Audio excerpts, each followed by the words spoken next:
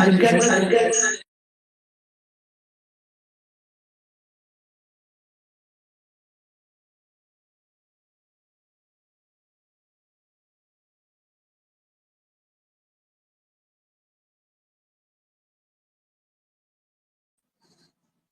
আমরা যে বিষয়টা নিয়ে আলোচনা করব সেটা হচ্ছে এডুকেশনাল টেকনোলজি পেপারের কল্যাণী ইউনিভার্সিটির প্রিভিয়াস ইয়ারের কোশ্চেন।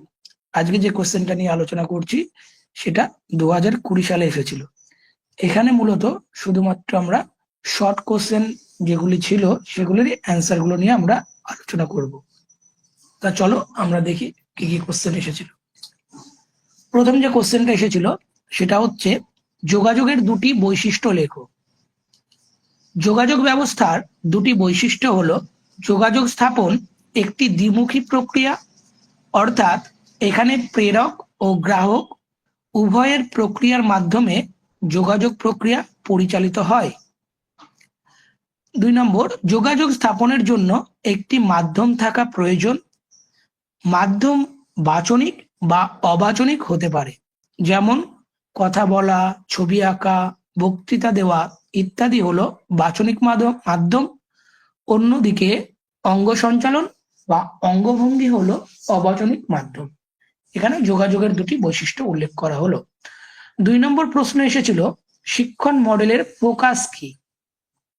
ফোকাস হলো শিক্ষণ মডেলের মূল ভিত্তি বা দিক।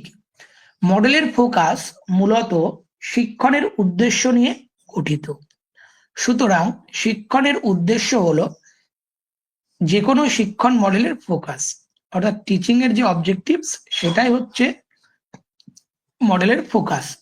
শিক্ষণের লক্ষ্য হলো কতগুলি উদ্দেশ্যকে ভিত্তি করে নির্দিষ্ট লক্ষ্যে পৌঁছানো। শিক্ষণ মডেল তাৎপর্যপূর্ণ হয়ে ওঠে তার ফোকাসের ভিত্তিতে। এটা হলো 2 নম্বর কোশ্চেন এসেছিল। 3 নম্বর কোশ্চেন এসেছে শিক্ষণ প্রযুক্তিবিদ্যা কি। শিক্ষণ মানে টিচিং। টিচিং এর ক্ষেত্রে আমরা যখন টেকনোলজি ইউজ করছি বা টেকনোলজি কাজে লাগাচ্ছি সেটাকে আমরা বলবো শিক্ষণ প্রযুক্তিবিদ্যা। এখানে যেটা বলা হয়েছে যে শিক্ষণ প্রযুক্তিবিদ্যা হলো শিক্ষাদান ও শিক্ষা গ্রহণ প্রক্রিয়াকে আরো কার্যকর, আকর্ষণীয় ও লক্ষ্যভিত্তিক করার জন্য বৈজ্ঞানিক পদ্ধতি, কৌশল, উপকরণ এবং আধুনিক প্রযুক্তির পরিকল্পিত ও সুসংগঠিত প্রয়োগ। নেক্সট কোশ্চেন এসছে গ্লেসারের শিক্ষণ মডেলের দুটি সুবিধা লেখো। তো গ্লেসারের টিচিং মডেল আমরা জানি যে গ্লেসারের বেসিক টিচিং মডেল ছিল। তোমাদের সিলেবাসে দুটো মডেল রয়েছে, একটা হচ্ছে গ্লেসারের বেসিক টিচিং মডেল আর একটা হচ্ছে ব্রুনারের কনসেপ্ট অ্যাটেনমেন্ট মডেল। তো এখানে যেটা দেওয়া হয়েছে সেটা হচ্ছে গ্লেসারের শিক্ষণ মডেলের বা বেসিক টিচিং মডেলের দুটি সুবিধা লেখো। দুটি সুবিধা কি?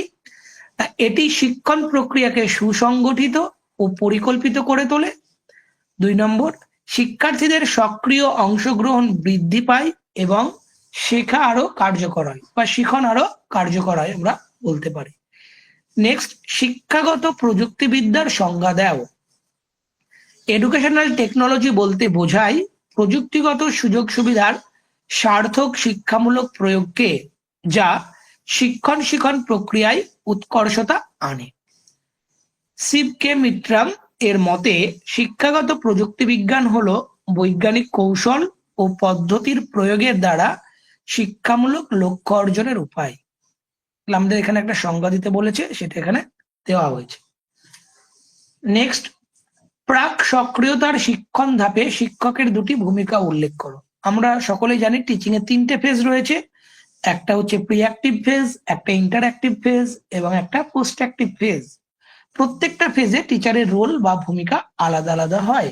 এখানে যেটা চাওয়া হয়েছে সেটা হচ্ছে প্রি অ্যাক্টিভ ফেজে শিক্ষকের দুটি ভূমিকা লেখো। তো শিক্ষক প্রি অ্যাক্টিভ ফেজে দুটি রোল কি বা ভূমিকা কি সেটা আমরা এখানে তুলে ধরেছি। 1 নম্বরে বলা হয়েছে শিক্ষার্থীদের পূর্বজ্ঞান যাচাই ও উদ্দীপনা সৃষ্টি করা, মানে শিক্ষার্থীর প্রি নলেজ কতটা রয়েছে সেটা জানা। এবং 2 নম্বরে বলা হয়েছে নতুন পাঠের প্রতি শিক্ষার্থীদের আগ্রহ ও মনোযোগ বৃদ্ধি করা, নতুন যে বিষয়টা শেখানো হবে সেটার প্রতি ইন্টারেস্ট গ্রো করা। নেক্সট, যোগাযোগের অবাচনিক উপাদানগুলি কি কি। যোগাযোগের অবাচনিক উপাদানগুলি হলো সেই সব উপাদান যা শব্দ ব্যবহার না করেও ভাব, অনুভূতি ও তথ্য প্রকাশে সহায়তা করে। এগুলি যোগাযোগকে আরো স্পষ্ট ও কার্যকর করে তোলে। প্রধান অবাচনিক উপাদানগুলি হলো, এখানে 5টা অবাচনিক উপাদানের কথা বলা হয়েছে, এর বাইরেও অনেক রয়েছে। তো 5টা কি কি? দেহভঙ্গি, দাঁড়ানো, বসা, চলাফেরা, ভঙ্গির মাধ্যমে ভাব প্রকাশ। 2 নম্বর মুখভঙ্গি, হাসি, রাগ, বিস্ময় ইত্যাদি অনুভূতির প্রকাশ। 3 নম্বর চোখের যোগাযোগ, চোখের দৃষ্টি দ্বারা মনোযোগ ও আন্তরিকতা বোঝানো।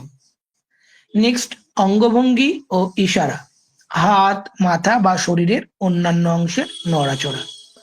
কণ্ঠস্বর ও শারীরিক দূরত্ব, স্বরের ওঠানামা, জোর ও ব্যক্তিগত দূরত্ব যোগাযোগের পরিবর্তন করে।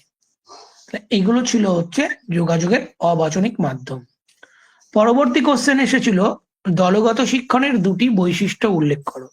দলগত শিক্ষণ বা এখানে টিম টিচিং এর কথা বলা হচ্ছে। তো আমরা টিম টিচিং এর নাম শুনেই আমরা এটা বলতে পারি একটা বৈশিষ্ট্য ইজিলি করা যায়, সেটা হচ্ছে টিম টিচিং, মানে টিচারদের নিয়ে দল গঠন করা হবে। তার জন্য 1 নম্বর বৈশিষ্ট্যই বলা হয়েছে 2 বা ততোধিক শিক্ষক। যৌথ শিক্ষণ বা টিম টিচিং মিথস্ক্রিয়ামূলক শিক্ষণ প্রক্রিয়া। এখানে 2 বা তার বেশি বিশেষজ্ঞ শিক্ষক শিক্ষণ কার্য পরিচালনা করেন। 2 নম্বর উন্নত মানের শিক্ষণ। যৌথ শিক্ষণের মাধ্যমে উন্নত মানের শিক্ষণ অভিজ্ঞতা লাভের সুযোগ করে দেওয়া হয়। এই দুটো হচ্ছে আমাদের টিম টিচিং এর বৈশিষ্ট্য। নেক্সট সিস্টেম অ্যাপ্রোচ কি? সিস্টেম অ্যাপ্রোচ হলো এমন একটি পদ্ধতি যেখানে শিক্ষণ শেখার প্রক্রিয়াকে একটি সমন্বিত ব্যবস্থা হিসেবে ধরা হয় এবং লক্ষ্য, বিষয়বস্তু, পদ্ধতি, উপকরণ ও মূল্যায়ন এইসব উপাদানের পারস্পরিক সম্পর্কের মাধ্যমে পরিকল্পিতভাবে শিক্ষার লক্ষ্য অর্জন করা হয়। অর্থাৎ একটা সিস্টেমের মধ্য দিয়ে আমরা শিক্ষার লক্ষ্য অর্জন করছি, সেখানে বিষয়বস্তু, পদ্ধতি, উপকরণ, মূল্যায়ন সমস্ত বিষয়গুলি পড়বে। অর্থাৎ একটা সিস্টেমের মধ্য দিয়ে যাচ্ছে, এটাকে বলা হচ্ছে সিস্টেম অ্যাপ্রোচ।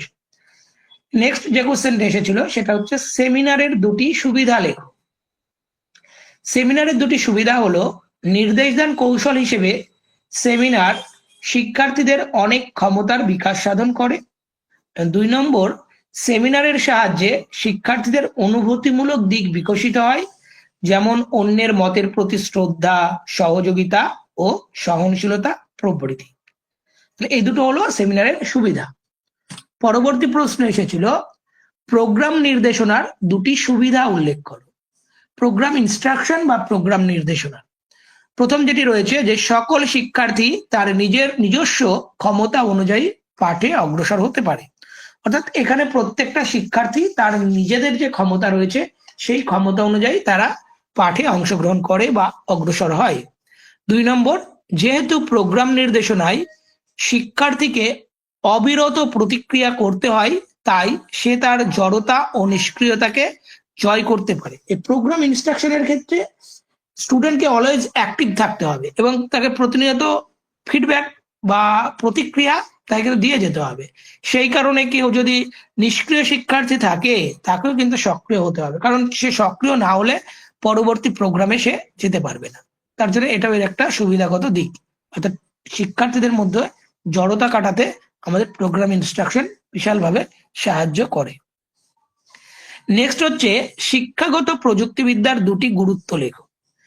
শিক্ষাগত প্রযুক্তিবিদ্যা মানে আমাদের এডুকেশন ফিল্ডে আমরা টেকনোলজিকে অ্যাপ্লাই করছি, এটাই এর একটা বিরাট বড় গুরুত্বপূর্ণ জায়গা। তো এখানে 2টো চাওয়া হয়েছে, 2টো বলা হয়েছে কি না শিক্ষণ শেখার প্রক্রিয়া সহজ ও কার্যকর করে তোলে। অডিও ভিজুয়াল উপকরণ ব্যবহারে শিক্ষার্থীরা বিষয় সহজে বুঝতে পারে। 2 নম্বর শিক্ষার্থীর আগ্রহ ও সক্রিয় অংশগ্রহণ বাড়ায়। প্রযুক্তির ব্যবহার পাঠককে আকর্ষণীয় ও বাস্তব ভিত্তিক করে। এটা হলো তোমার শিক্ষাগত প্রযুক্তিবিদ্যার 2টি গুরুত্ব। পরবর্তী প্রশ্ন এসেছে প্রজেকশনের 2টি অসুবিধা লেখো। প্রজেকশন বা প্রজেক্টর একই জিনিস। তো শ্রেণীকক্ষে স্বল্প সংখ্যক শিক্ষার্থীর পক্ষে এটি উপযোগী হলেও বিদ্যালয় শ্রেণীকক্ষে প্রচুর শিক্ষার্থী থাকায় এটি অনুপযোগী। অর্থাৎ ক্লাসরুমে যদি আমার অল্প সংখ্যক শিক্ষার্থী থাকে সেই ক্ষেত্রে প্রজেকশন ব্যবহার করা উপযোগী, কিন্তু যদি আমার ক্লাসরুমে বা শ্রেণীকক্ষে শিক্ষার্থীর সংখ্যা অনেক বেশি হয় সেক্ষেত্রে আমরা যদি প্রজেক্টর ইউজ করি সেক্ষেত্রে আমাদের অনেক সময় অসুবিধার সম্মুখীন হতে হয়। তার জন্য এটা একটা অসুবিধাগত দিক। 2 নম্বরে বলা হচ্ছে শ্রেণীকক্ষের পেছনের সারির শিক্ষার্থীরা স্ক্রিনে যে ছবি ফুটে উঠছে তা দেখতে এবং বুঝতে অসুবিধার সম্মুখীন হয়। অর্থাৎ একটা ক্লাসরুমে যদি অনেক শিক্ষার্থী থাকে সেই ক্ষেত্রে যারা পিছনে বসে তারা প্রজেক্টরে যেগুলি লেখা হচ্ছে বা যে ছবিগুলি দেখানো হচ্ছে সেগুলি হয়তো তাদের নজরে আসে না, সেই ক্ষেত্রে তাদের কিন্তু অসুবিধার সম্মুখীন হতে হয়। নেক্সট হচ্ছে শিক্ষাগত প্রযুক্তিবিদ্যার 2টি পরিধি উল্লেখ করো।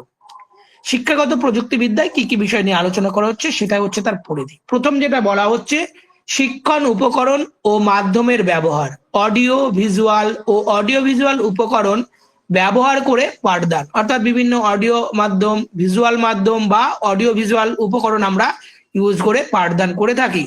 2 নম্বর শিক্ষণ শেখার পরিকল্পনা ও মূল্যায়ন, পাঠ পরিকল্পনা তৈরি, শিক্ষণ কৌশল নির্ধারণ এবং শিক্ষার্থীর অগ্রগতি মূল্যায়ন এগুলো করা হয়। নেক্সট হচ্ছে প্যানেল আলোচনার 2টি অসুবিধা উল্লেখ করো। প্যানেল আলোচনার 2টি অসুবিধা হলো 1 নম্বর আলোচনা চলাকালীন মূল প্রসঙ্গ থেকে বিচ্যুত হয়ে যাওয়ার সম্ভাবনা রয়েছে, কিছু সদস্য আলোচনাতে প্রাধান্য বিস্তার করে ফলে অন্যরা সমান সুযোগ পায় না। 2 নম্বরে বলা হচ্ছে যে আলোচনার ক্ষেত্রে অনেক সময় দেখা যায় যে কিছু ব্যক্তি প্রাধান্য বিস্তার করছে বা প্রাধান্য দেওয়া হয় তাদের এবং অন্যান্যরা সেই সমস্ত প্রাধান্যগুলি পায় না। তো 2020 সালে যে 15টা শর্ট কোশ্চেন এসেছিল সেটা এখানে আলোচনা করা হয়েছে। আগামী দিনে আবার 2021, 22 এইভাবে আমি পরপর প্রিভিয়াস এর কোশ্চেনের শর্ট কোশ্চেন গুলো দিয়ে দেবো এবং ইউটিউবে আপলোড করে দেবো। তোমরা অবশ্যই এগুলো শেয়ার করবে তোমাদের বন্ধুদের সাথে এবং সাবস্ক্রাইব করবে আমার চ্যানেলটাকে। থ্যাংক ইউ সবাইকে।